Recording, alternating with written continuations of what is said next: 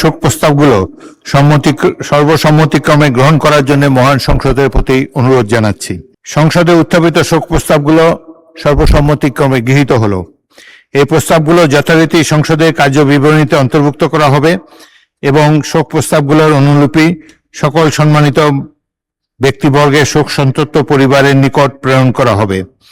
আমরা এখন তাদের বিদেহী আত্মার প্রতি শ্রদ্ধা প্রদর্শন করার জন্য নিজ নিজ আসনে দাঁড়িয়ে 1 মিনিট নীরবতা পালন শেষে মোনাজাত করব।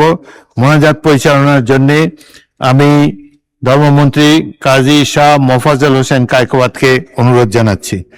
এখন আমরা নিজ নিজ আসনে দাঁড়িয়ে 1 মিনিট নীরবতা পালন করব।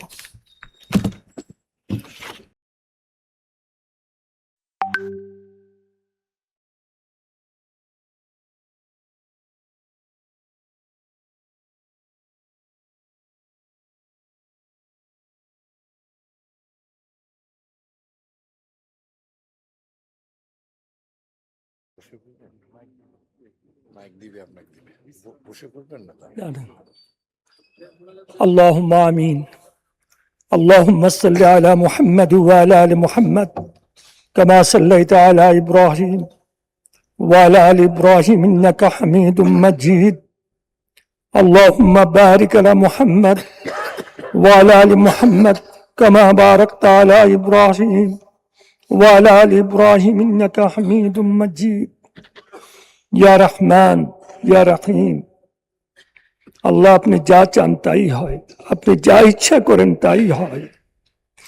আল্লাহ আমাদের এই পার্লামেন্টে যাদের নামে আজকে শোক প্রস্তাব আনা হয়েছে তাদের প্রতি খাস রহমত নাজিল করেন, উনাদেরকে মাফ করে দেন, উনাদেরকে জান্নাত নসিব করেন।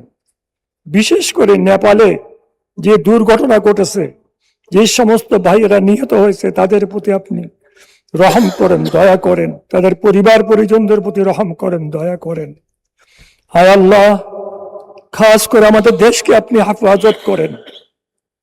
আল্লাহ আমাদের থেকে হিংসা বিদ্বেষ দূর করে দেন, আমরা যেন আপনার সন্তুষ্টি সহকারে কাজ করতে পারি সে তৌফিক দান করেন।